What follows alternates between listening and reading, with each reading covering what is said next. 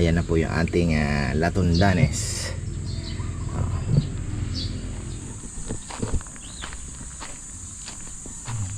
Pinalitan din. Namatay din to. Hindi ko maintindihan bakit.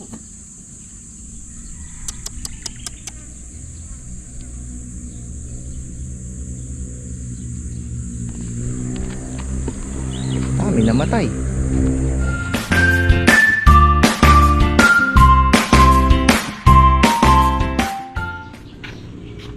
Uy, magandang buhay. Tingnan nyo nga naman ang saging. Inabutan ko. Pakala ko di ko naaabutan. Wala pa atang damage ha. Meron na. Ayan na po yung ating latundanes. Yan natin. Nagpatubig kaya sila. 6 days pala kami nawala, no? Almost 5.5. Ganon. 6 days. Aha. Kumusta kaya ang fish kill natin? Kaunting ano na lang. Mairaraos na natin ang tag-init. Pero ayan, may mga patay-patay dito. Talagang kailangan. Gusto ko nga sana mag tapon, tapos magpapasok. Gusto kong umikot at tingnan natin yung mga kailangan nating diligin. Nagdilig kaya sila? Ano kaya ang sitwasyon ng ating mga pananim ngayon? Ayan, alam nyo, inaalala ko sila eh. Tingnan nyo naman itong avocado natin. Lapit na to. Konting ano pa to, malaki na yung puno. So mga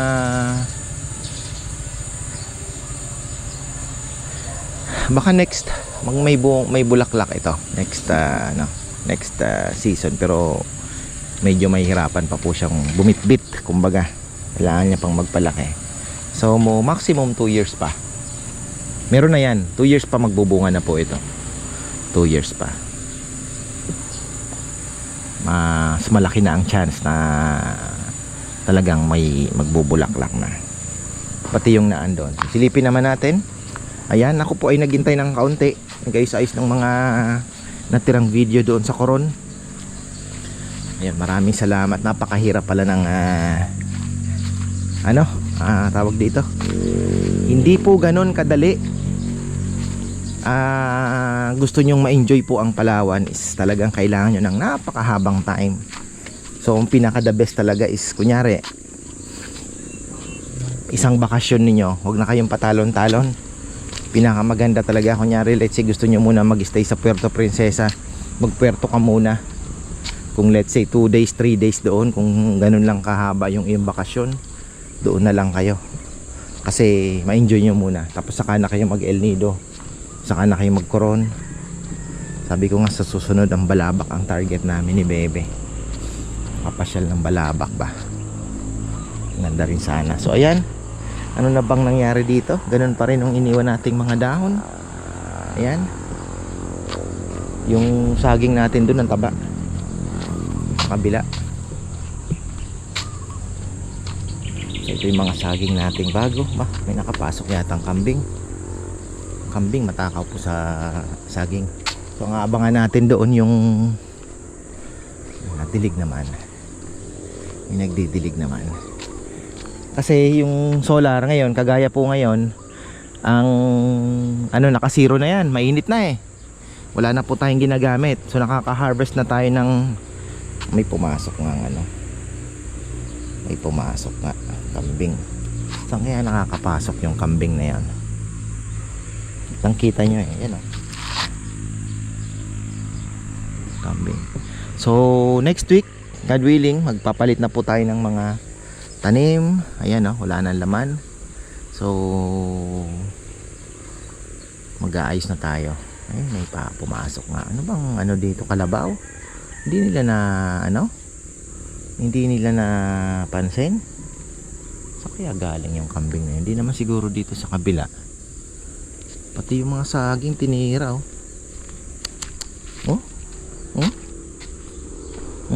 Ako alam na alam kung alam na alam mo yung Ayan oh, maganda na yan eh. Tingnan nyo. Oh, niransak. Ay nakapasok. Kambing yan dito. Dito, ayan oh. Diyan pumapasok. Dito yan pumapasok. Bakit hindi karangit? Yung nagbugaw. Ayan oh, dito yan. Yung nagbugaw, hindi ayusin yung hindi nila inaayos yung harang para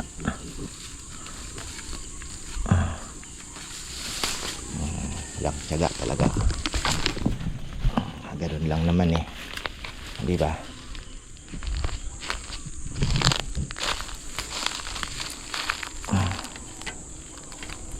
Di mo pa iutos, hindi gagawin. Pero sometimes, di ba? Common sense na lang eh. Kuya, may pumasok na kambing. Anong gagawin natin?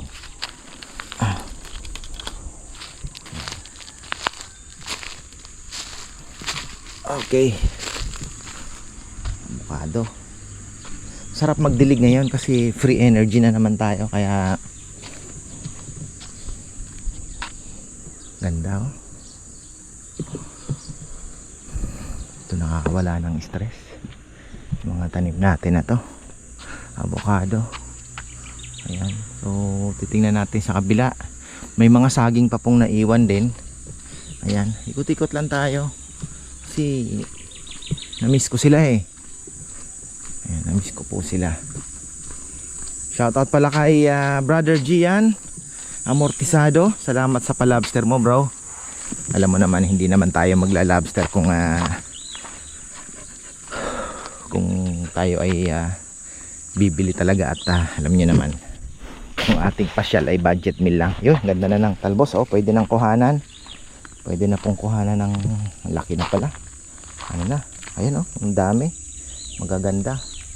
Tapos ayun na yung papaya, malalaki na. Tinanim na ni Kongkong. Ayan. Parang sa bagay. Okay yan. Tingnan natin kung anong pang kulang. Haro. Ay patay. Patay, baka nag-abono na to. Ano yan? Kalabasa. Lipat niya.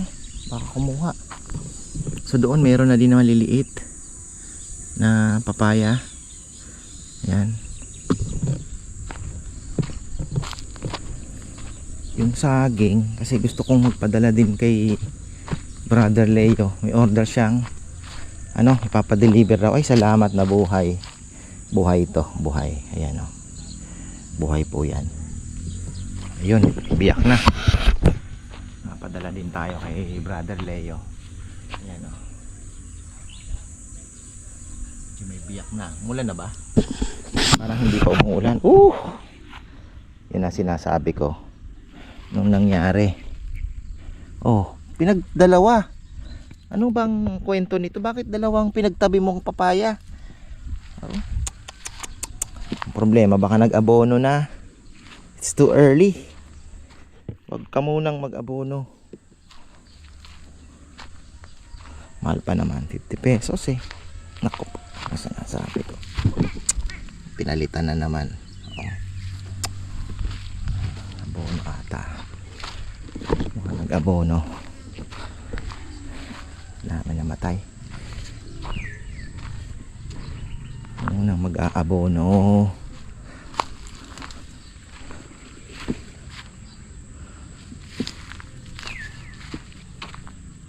Mag-abono nga. Sunog eh. Naisip ko pa lang. Sabi ko mag-aabono siguro yon. Ay. Hirap talaga perfectin yung papaya.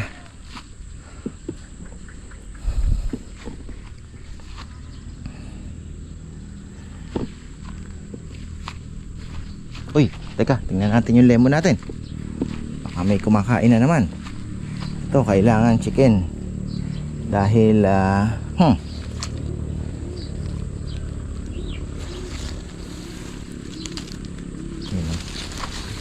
kita nyo, bago.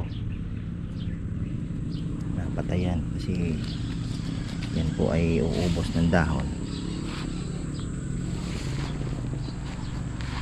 Meron na naman bang ano dyan sa kabila?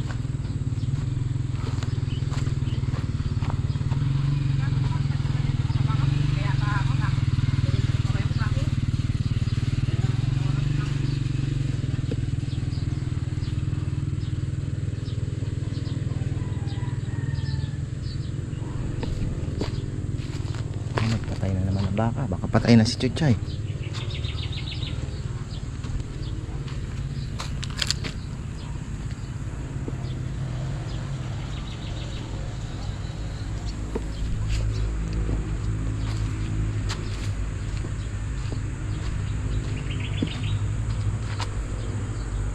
Ito oh, buhay na yan. Yung ating ito nilaglagay ng Carabao manure dito, no?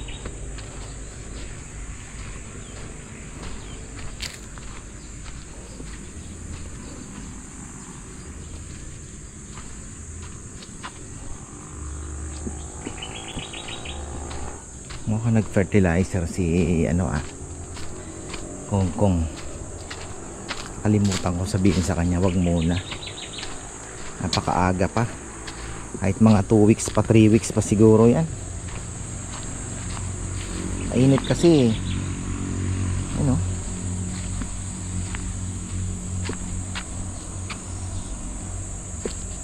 Ito talagang obvious. Ay.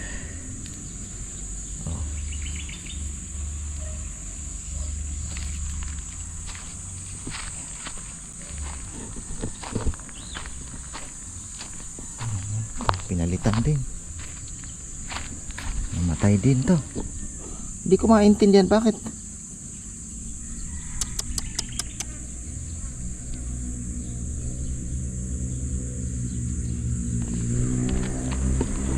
Dami namatay. Dami pong fish kill, oh. Dami pa rin namamatay talaga. Kailangan magpatubig. Patubig tayo. Kailangan magpatubig. Dito, di ko alam kung ano itatanim. Di po pwede ang papaya dyan. Pag nagtag-ulan, yan po ay maano ng tubig. So, hanap tayo ng ibang pwedeng itanim muna dyan. Malanganin. Ganda na itang boss. Excited sa abono.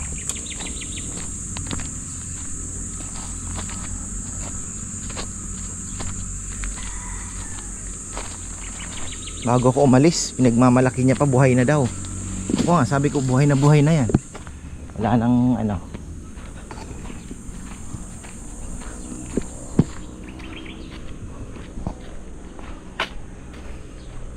Alaga na lang ako sa dilig. Mainit po kasi yung fertilizer, lalo na yung nilalagay sa gitna. Pwede nyo pong gawin yon, pwede kayong magtunaw. Very light lang, isang timba. Siguro isang ganun lang ng kamay. Buong timba na yon, 16 to 20 liters. Ihalo ninyo, ipangdilig nyo sa paligid. Kung medyo maliit pa, kagaya ng calcium nitrate, huwag masyadong matapang. Pero pagka solid kasing ibubudbud mo lang na ganun sa tabi, nako, talagang mainit po yon. Hindi kakayanin ng halaman, lalo na ngayon ang init pa. Si Bebe palis na. Sabi ko maaga kang pumunta at Mother's Day bukas at mukhang busy tayo. Ayan.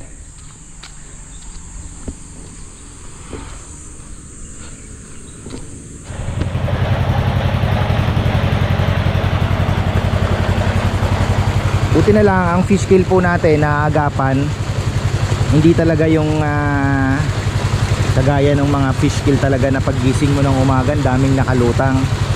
So ito po ay very mild pa, pailan-ilan lang ang namamatay compare po sa ibang palaisdaan na talagang napaka ano. So malaking tulong po itong ginagawa natin na to. Masyado malakas, pahinaan natin. Marami naman matitira niyan. Pero meron pa tayong hinihintay na mas, sabihin na natin na, kaya gusto ko mas mataas eh.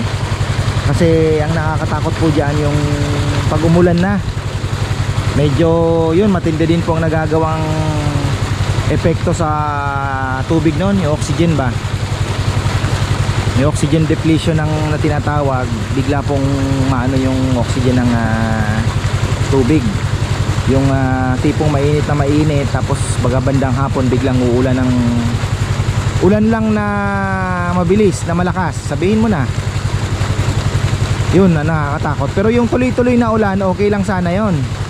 Sabihin mo na uulan ng mga matagal-tagal na talagang ano, okay lang. Pero yung ulan po na mga 1 hour, ganon, 30 minutes na malakas, yun ang pinaka-critical, matindi. May mga patay tayo, bago. Pero doon kanina, mga ilan din, piraso. Di ko alam kung nagtatanggal sila. Sana nagtatanggal.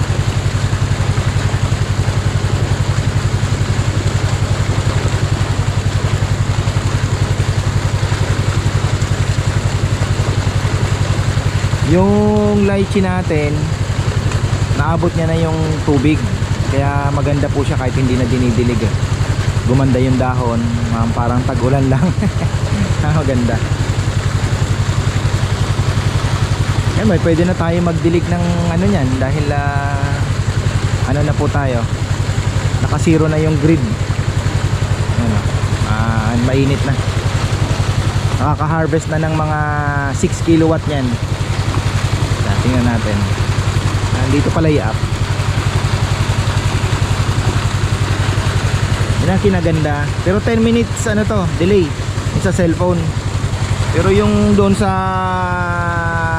inverter, doon mo makikita yung tunay. Tingnan nyo po yung consumption namin. Malakas talaga.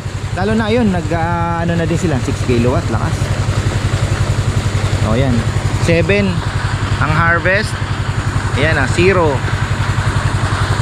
Ang gamit ay 4.66. So nagcha-charge na ng battery. So ganyan lang po. Kaya sabi ko, kung ngayon naghihigpit na si Meralco, nakita na yung threat. Nakita na yung threat na yung mga tao mukhang hahanap ng alternative solution. Kaya parang ano din siya. So ayun, ito na lang, nauna na tayo. Kung hindi po tayo maaprubahan ng net metering, ang solusyon, kailangan ko pa ng 3 battery. Medyo mabigat-bigat kung gusto ko po nang mairaos yung buong gabi. Kasi ngayon 6 hours lang yung isang gabi ko, 2.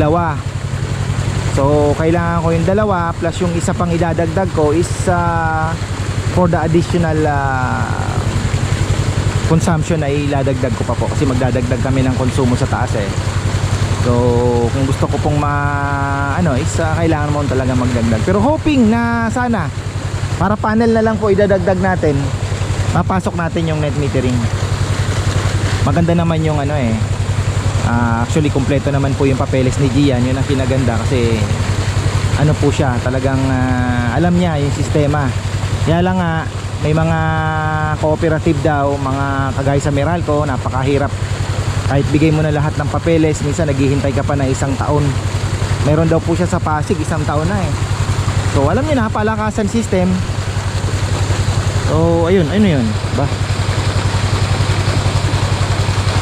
So umaangat yung palakasan system. Tapos dito daw sa sa Angeles City, meron po silang dyan, 1 month lang, 1 week lang. So sana ganun din dito, no? Kasi nasa gobyerno din talaga eh, kung ipupush talaga. So ayun, busy sila sa ibang bagay. Kaya kanya-kanya na lang tayo mga Pilipino. So ayan, mapupunta na naman tayo dyan.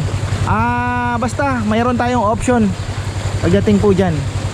At least nasimpulan na. Sabi ko nga, pag naumpisa na, mabilis na lang pong maghanap ng ibang solution. So ayun, yun nga lang, medyo gagastos tayo pag sa battery, unlike doon sa net metering na hindi na tayo gagastos. Ano na lang, panels na lang. Although hindi 1:1 ang laban, So you need to produce more. Yun lang naman. Pero kung sa battery naman tayo, baka hindi na ako magdagdag ng panel. Titingnan ko kasi ang dami po nasasayang. 11 o'clock pa lang ng tanghali. Ang ginagamit namin minsan 2 kilowatt lang. Ang harvest nasa 14, 15. So nasasayang is 13 kilowatt per hour. Ganun po ang nasasayang namin na parang yun nga. Sabi ko, papaya, mag-aircon ka na, buksan mo na yung aircon mo. Yung binili ko na induction, ayaw naman gamitin ni papaya, natatakot yata. Sabi ko nga, mag-induction sa tanghali pag magluluto para matipid naman yung silane. Mahal pa naman ang gasol. So ngayon nandito na kami, ipupush namin. Bumili na kasi kami eh. Ayan, nagpapatubig po tayo, buti na lang may tubig sa Delta. At ang diesel naman ay 9 pesos na naman daw po ang ibababa next, ano? Anong nangyari? Bakit umabot sa 150? Tapos yung langis na sa world market, hindi naman ganon binaba. Nasa 190 plus pa din naman per barrel, ano? Tapos yung presyo noon, umabot ng 150, ganon din eh. Mapapatanong ka na lang. Ay nako. So, ayan. Ngayon ko na-realize, kaya pala sa mga ibang probinsya, as much as possible, ayaw nila ma-educate yung mga tao. Mahirap na nga naman lokohin pag educated na, di ba? So, ayun lang. O baka maano tayo. Tutuwa ako sa saging. Pero may unggoy na nagpilit siguro dito. Alanganin pa ito eh. Alanganin pa eh. Hindi ayaw. Kung hindi ko pa nga sana pinitas, ano, pwede na kaya itong almosalin. Bulsa ko na nga yung isa. Bulsa tayo ng isang choy choy. Ang laki. Ang laki oh. Ayos. Bawasan natin ang konti. Ready na pala yung mga basura. Sabi ko yung mga basura kasi may kumukuha po ng basura na Monday special dito banda sa amin.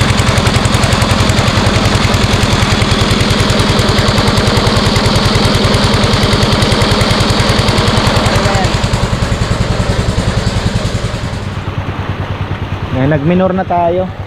Mininor ko na lang kasi matagal-tagal pong aandar yan. Mga hanggang 3 o'clock siguro yan. 7 hours, pwede na. Ngayon tayong saging sa bulsa. Ay, saan yung saging ko? Aba, ikan ko pang maiwan ha. Yung gagawin mo? Ginagawa siya ba? May daya pero bihira. Siguro sila Rowan, Nay. Ay, namiss ko yung mga bata. Sabi ko kay Bebe, baka mag-ano pa tayo, huling hirit. Si Maring Sebi napunta ng Dasol, ang ganda daw eh. Nag-camping sila doon. Sana all camping. Sabi ko, Bebe, tayo pag nag-camping mukhang hindi natin gaanong ano eh, kasi enjoy ba? Kasi parang nasanay na tayo na everyday, diba, nasa nature ka eh, kaya wala nang gaanong impact ba. So ayun lang, didilig ba tayo? Bisitahin muna natin yung mga baboy natin, yung lechonan. So ayan, pwede na tayong mag-ano, didilig-dilig tayo mamaya dito. Alam ko may free energy. Ito, malay natin mamuunga to, oh. Diba? Hindi pa naman na anong pag-asa eh. Malay natin. 12 years. Hindi ko na masyadong matandaan. Pero alam ko ano na yan. More than siguro. Baka nasa 15 na. Nasa 15 na. Papaya. So, hindi mo naman masabing tinamaan ng ano, tinamaan ng lintik ating ano, ating mga Pinalitan na pala natin yun, no? Linipat ko na yung native doon. So, bali 4 na lang po itong ating papaya dito. Ay, papaya, bayabas. Kung kailangan ma-spray na, may kumakain-kain sa dulo Ganda.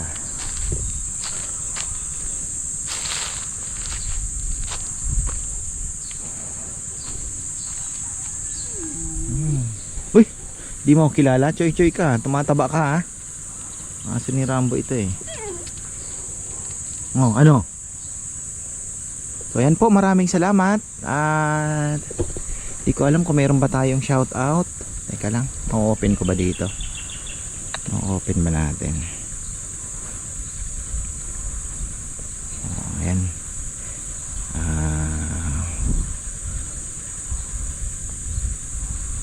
Ayun, kina Ate Alicia Felix at Kuya Eric. Kumusta po kayo? Oh, nakita ko lagi po kasi nagsisend ng si Ate Alicia. Tingnan natin kasi may mga minsan may sinesend si Bebe. Ayun, shout out daw po kina Ate Tess and Dennis Ginto, Michelle and Alan Malyari, Pam and Marlon Gadi, Joan Viray, June Viray at Manday Viray. Ayan. Shoutout daw po ko. Ayun kay Rodel Bismonte yan. Nagpunta na po sila dito at nag-pick up ng lechon. So ayan, hanggang dito na lang po. Maraming salamat at magandang buhay.